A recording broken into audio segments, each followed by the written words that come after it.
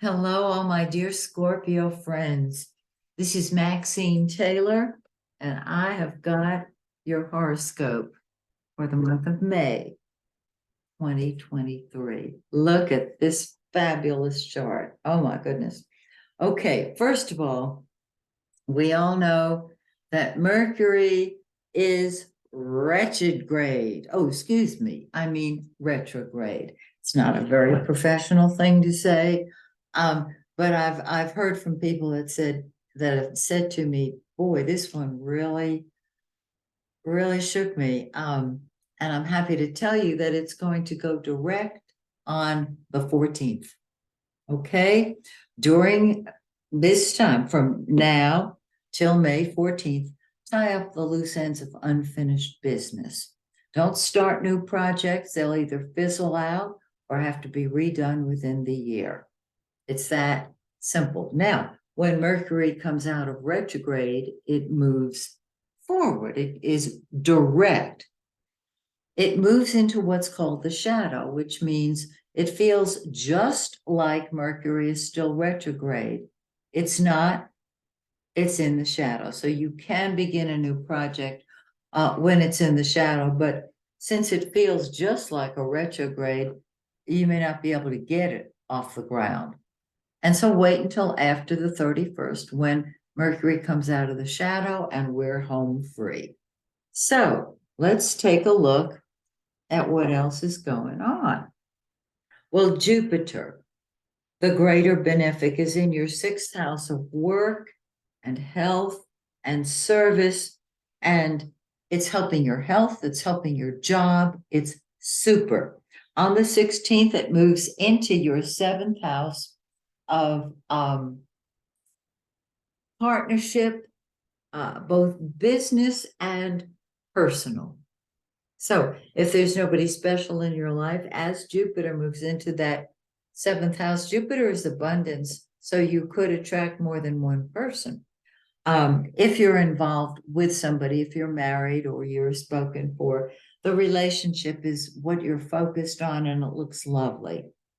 The sun in yellow, the giver of life, is in that seventh house of partnership.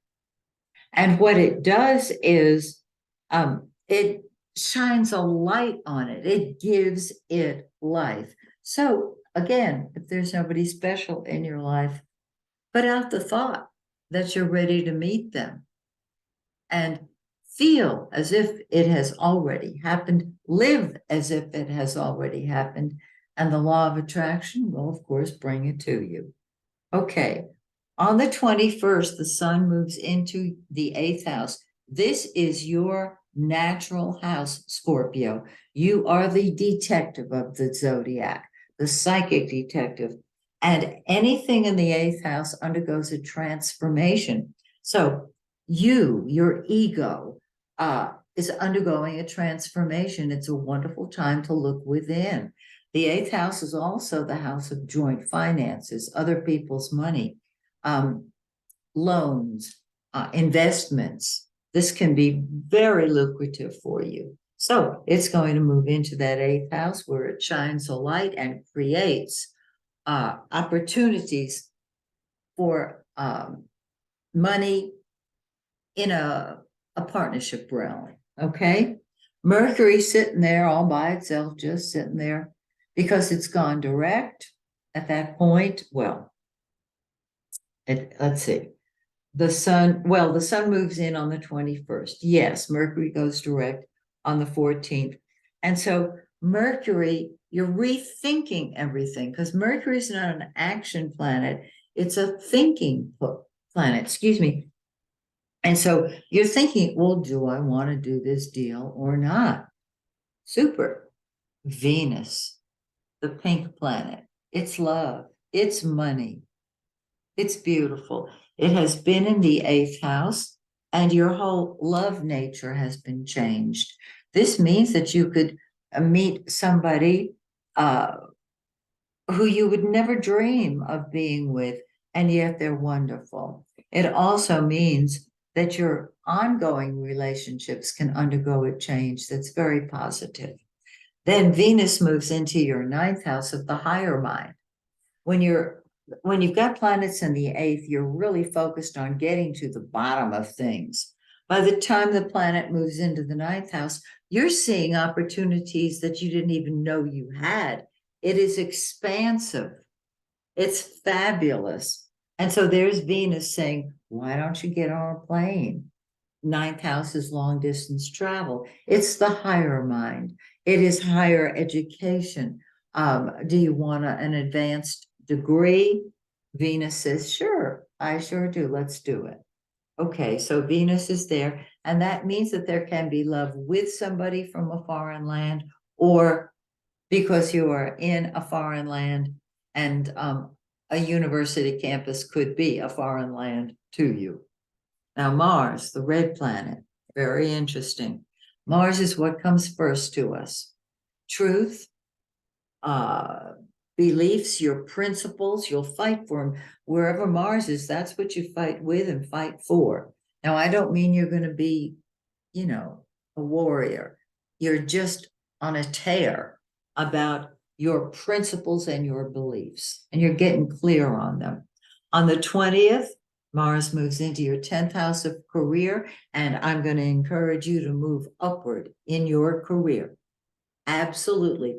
The 7th house, lateral moves. The 10th house, directly move upward.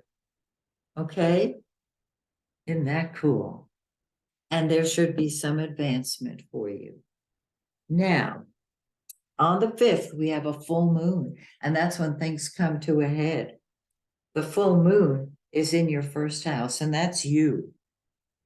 And so you're saying, I'm doing what I want, when I want, how I want, because I can. Eclipses occur in pairs. We had one in April, which I discussed during the overview video.